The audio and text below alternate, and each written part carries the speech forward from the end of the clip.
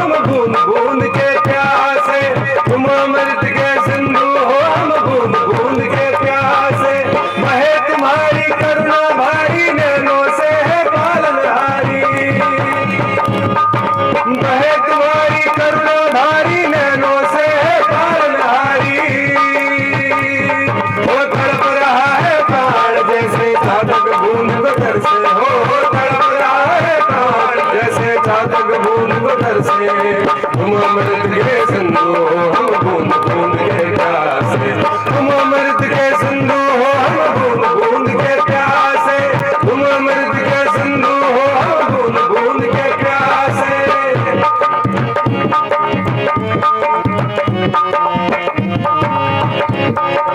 मूर्मति थे हम अभिमानी, अहंकार में बने ज्ञानी। मूर्मति थे हम अभिमानी, अहंकार में बने ज्ञानी। मूर्मति थे हम अभिमानी, अहंकार में बने ज्ञानी। गाकर अपनी गाथा सबसे किया पुकार अपने ही मुख से,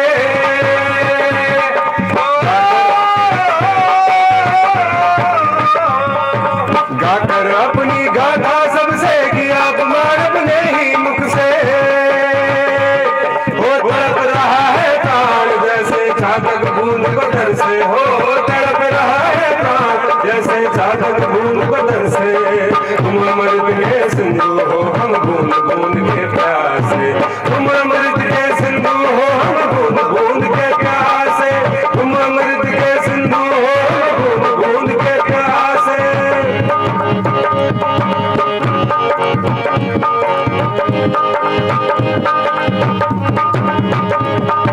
परम पुरुष जब आए भूपर,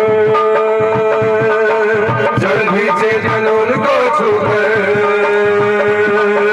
परम पुरुष जब आए भूपर, जड़ भी चेतन उनको छूकर। समदर्शी प्रभु चरण में ही तो परम पुरुष परमेश्वर दर्शे, समदर्शी प्रभु चरण में ही तो परम पुरुष परमेश्वर दर्शे। तो तड़प रहा है प्राण जैसे चातक बूंद को तरसे, हो तड़प रहा है प्राण जैसे चातक बूंद को तरसे। तुम अमृत के सिंधु हो हम बूंद बूंद के प्यासे, तुम अमृत के सिंधु हो हम बूंद बूंद के प्यासे, तुम अमृत के सिंधु हो हम बूंद बूंद के प्यासे।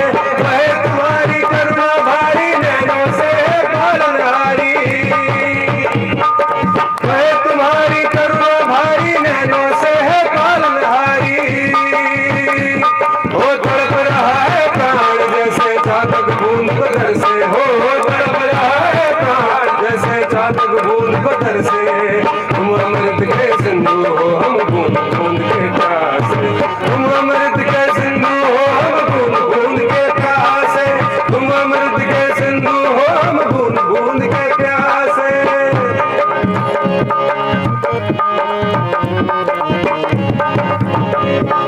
सुन करके श्रीमुख की वाणी, पाए सकल जग जीवन प्राणी। सुन करके श्रीमुख की वाणी, पाए सकल जग जीवन प्राणी।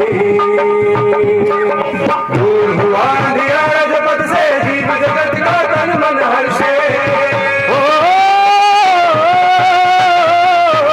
दूर हुआ अंधियारा जगत से, जीव जगत का तन मन हर्षे। वो तड़प रहा है प्राण जैसे चातक बूंद को तरसे, हो तड़प रहा है प्राण जैसे चातक बूंद को तरसे।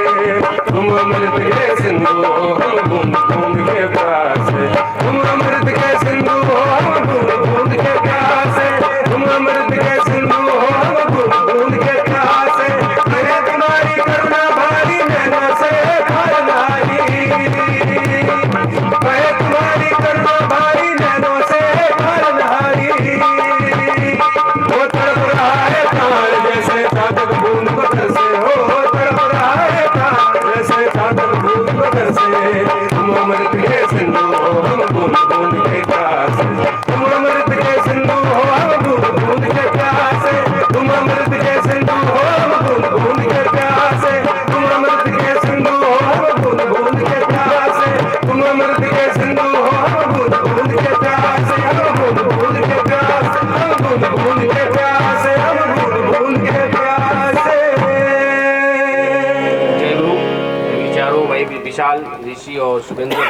सुंदर प्रकृति ठाकुर जी में मंगल कामना करता हूँ।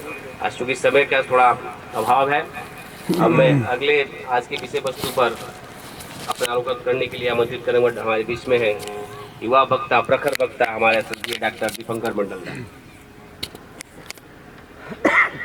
के चरणों में मेरा कोटि कोटि प्रणाम एवं ठाकुर परिवार के सभी के चरणों में मेरा कोटि कोटि प्रणाम। आज इस वार्षिक उत्सव में उपस्थित ठाकुर जी के पुत्र पांधरे कर्मीगण, इष्ट प्राण दादा, माताएं, छोटे छोटे बच्चे, सभी को यथावत स्थान पर मेरा रामानंदित जय गुरु प्रणाम और ढेर सारा प्यार।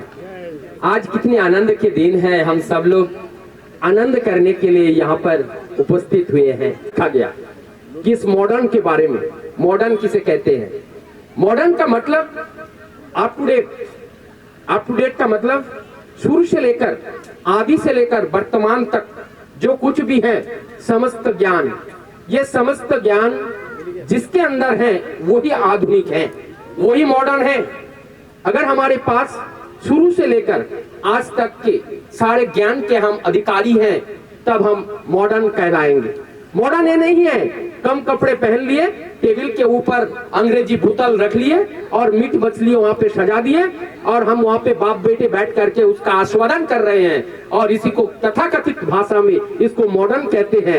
एक्चुअली ये मॉडर्न नहीं है, उसका ये गलत अर्थ लेकर के हम जीवन को अनर्थ कर रहे हैं।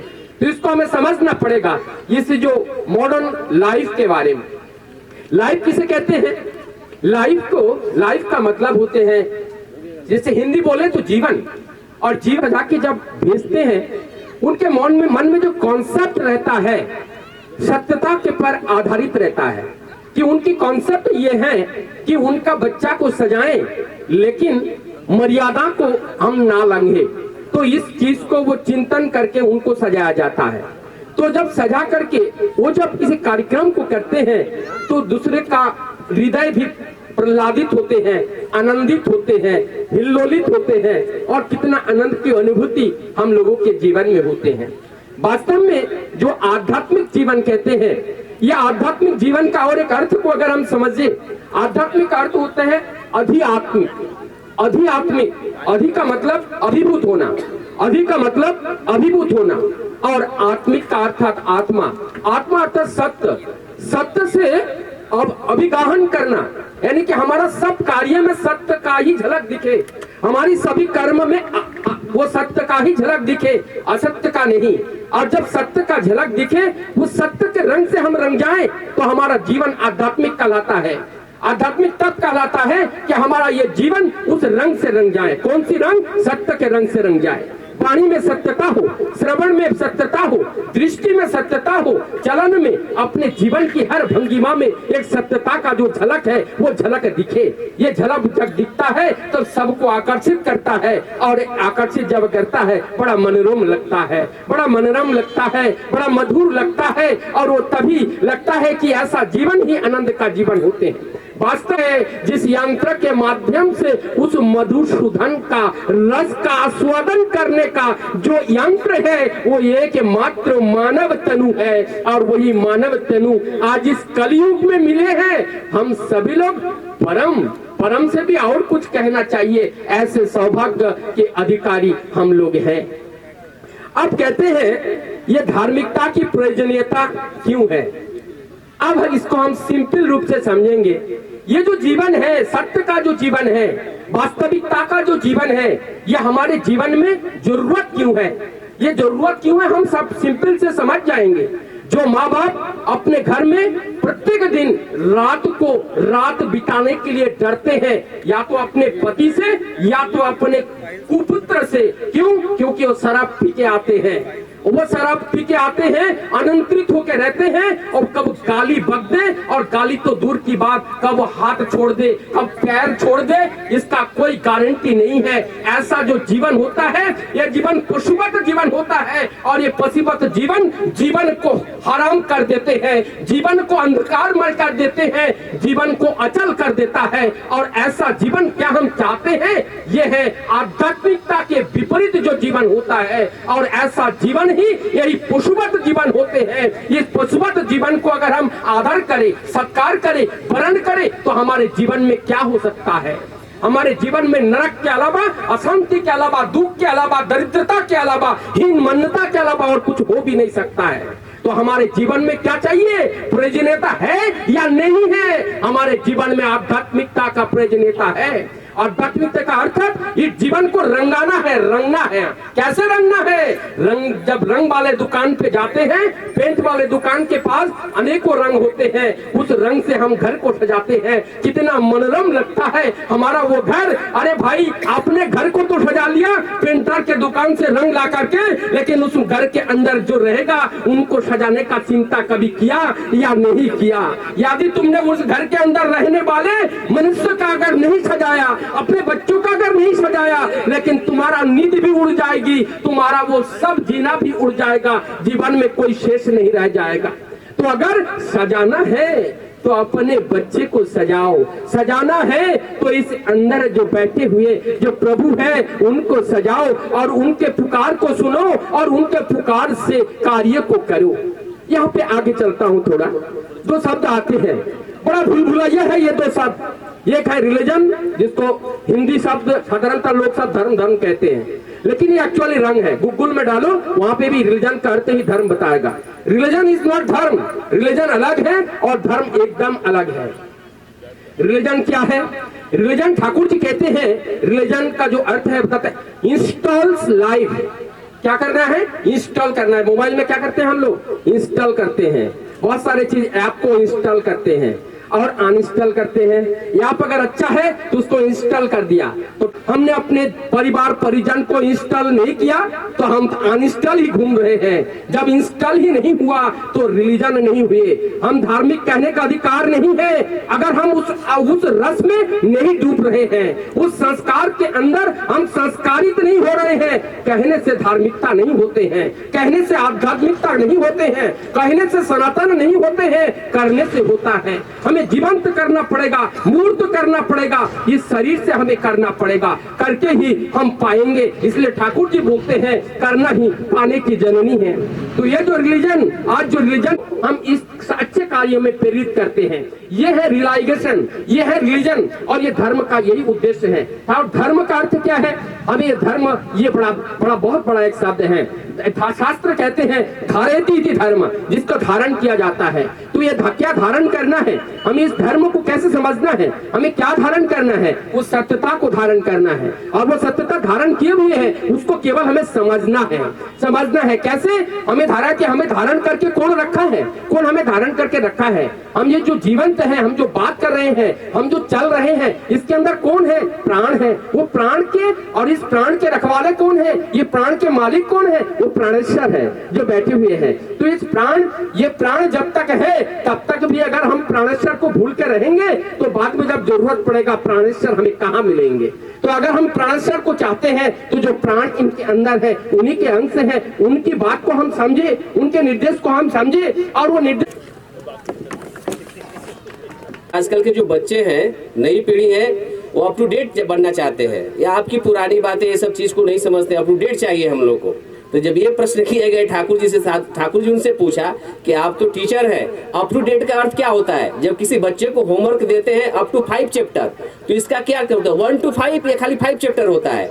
तो शुरू से लेकर अंत तक, आधुनिकता से लेकर अभी तक का जो भी है सब पूरा अप टू डेट, उसी का अपडेट करके सबके साथ में पूर्ववर्ती के अधिकार करके ही परवर्ती का आविर्भाव होता है। उसी में सबको हम लोग पाते हैं, तभी हम लोग मॉडर्न हो पाएंगे। बहुत सुंदर प्रस्तुति हमारे दीपंकर भाई, मैं ठाकुर जी की मंगल कामना करता हूँ। अब हमारे बीच में एक छोटी सी कन्या कुमारी आहना एक नृत्य प्रस्तुत करेंगी, उसके बाद युवा सम्मेलन को समाप्त करेंगे। उस तत्पश्चात हम लोग मुख्य सभा की तरफ अग्रसित होंगे। जय गुरु।